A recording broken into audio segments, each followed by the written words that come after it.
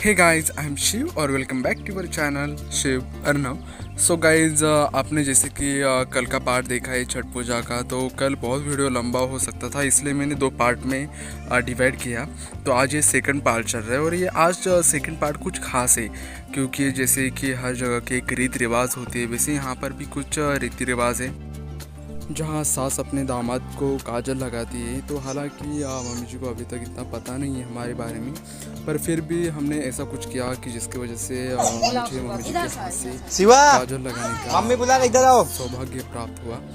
और अभी बस मैं काजल लगाने ही जा रहा हूँ। तो एक्चुअली ये जो रीति रिवाज होते हैं, ये मेरे लिए बहुत इंटरेस्टिंग भी थे, बहुत अनोखे थे, क्योंकि महाराष्ट्र में ज़्यादातर कोई छठ पूजा वगैरह कोई सेलिब्रेट नहीं करता है। तो इस वजह से मुझे इन सब का मज़ा, इन सब के बारे में जानकारी बस लेने के टाइम पे मुझे बहुत अच्छा फील हो रहा था, क्योंकि आप जैसे कि जानते हो कि हर जगह के अगर एक एक एक एक एक, एक क्योंकि होता है ना कि हर जगह पे एक अलग अलग रिवाज होता है। तो मैं यहाँ पर आया था, तो यहाँ के रीति रिवाज, यहाँ की पूजा, यहाँ की व्रत वगैरह सब कुछ बहुत अलग है, और ये मेरे लिए एक नया बोल सकते एक नया अनुभव था।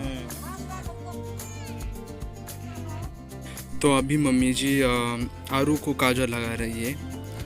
तो ये काजल जब छठ पूजा से शुरू करते हैं, उसी हवन में ये काजल बनाया जाता है, जहाँ पर एक दिए पे ये काजल बनाया जाता है। मम्मी जी ने हम दोनों को तो काजल लगाया, बट छोटे छोटे बच्चे भी थे वहाँ पर, तो उनको भी लगाया। एक्चुअली काजल लगाना बहुत शुभ माना जाता है, तो मुझे पता नहीं इसके बारे में कि क्यों शुभ माना जाता है, क्या होता है इस काजल लगाने से, बट ठीक है। अगर एक रिवाज होता है, और रिवाज अगर जो भी रिवाज होते हैं वो हमारे अच्छे के लिए होते हैं, तो ऑब्वियसली मुझे ये सब देखते हुए, ये सब अनुभव करते हुए बहुत मज़ा आ रहा था, क्योंकि महाराष्ट्र में ज़्यादातर कुछ लोगों को तो छठ पूजा क्या होती है ये भी नहीं पता होता।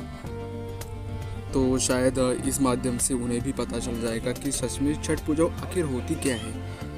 और मैं तो मेरा भी ऐसा मन था कि शायद हमारे यहाँ पर भी ये छठ पूजा मनाई जाती है, बट अफसोस हमारे यहाँ पर ये छठ पूजा या फिर तीज वगैरह ये त्यौहार नहीं मनाए जाते।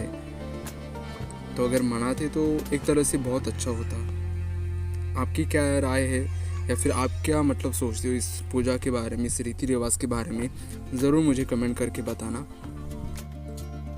सो गाइस, इस वीडियो में आगे आप कुछ और भी इंटरेस्टिंग चीज़ें देखेंगे। तो अगर आप यहाँ तक देख रहे हो, तो इसका आप इस रीति रिवाज के बारे में जानना चाहोगे। तो गाइस, यहाँ पर एक ऐसा भी रीति रिवाज होता है कि जो भी सुहागनी होती है, उनकी मन की इच्छा या फिर उनके घर में जो भी प्रॉब्लम होती है, वो सब दूर होने के लिए इच्छा पूर्ति के लिए एक ऐसा रिवाज होता है यहाँ पर। तो यहाँ पर ना एक पेड़ है, तो एक जैसे घास होता है ना, उसकी तरह एक पेड़ है। तो इस पेड़ की अपने राइट हैंड से उसकी गांठ बांधनी होती है। तो इस पूजा में ऐसा रिवाज है कि जब भी आप ये गांठ बांधोगे, तो सिर्फ आप राइट हैंड यूज़ करोगे, लेफ़्ट हैंड से आपको यूज़ नहीं करना है। बट मेरी मम्मी जी को तो लेफ़्ट राइट हैंड से नहीं जम रहा था, इस वजह से उन्होंने बीच बीच में लेफ़्ट हैंड का भी यूज़ किया। बट कोई नहीं, जो भी भगवान होते हैं वो हमारी श्रद्धा भी यकीन करते हैं।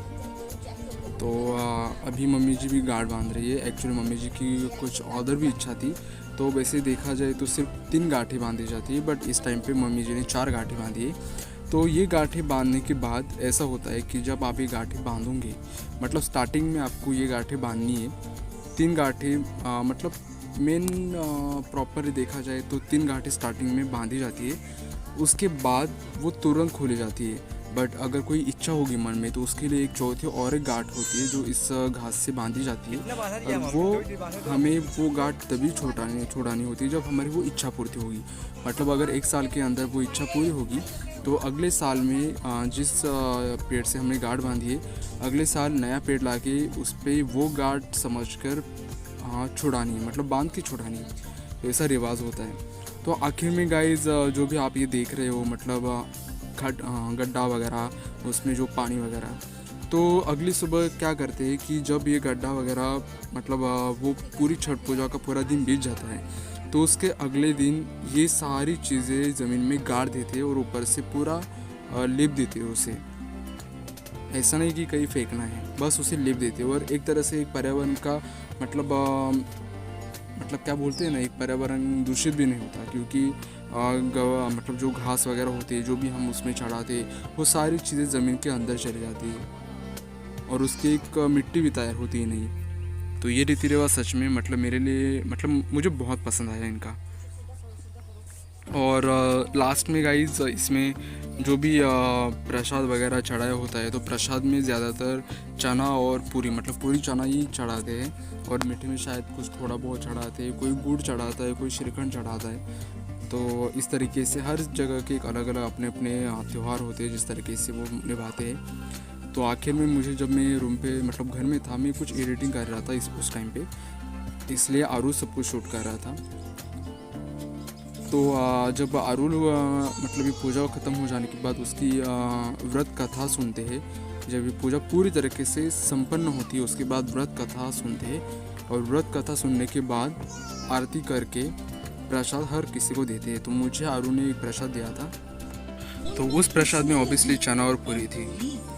तो गाइज़ अभी सब लोग व्रत कथा सुन रहे हैं। सो आई होप सो गाइज़ इस पूजा से आपको कुछ मतलब सीखने को भी मिला होगा, और जो लोग नए हैं या फिर जिन लोगों को पता नहीं छठ पूजा क्या होती है उनको भी जानना मतलब जान गए होंगे।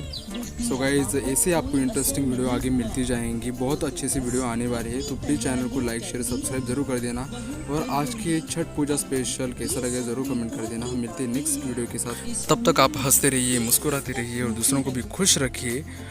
So be happy and always keep smiling. Bye bye.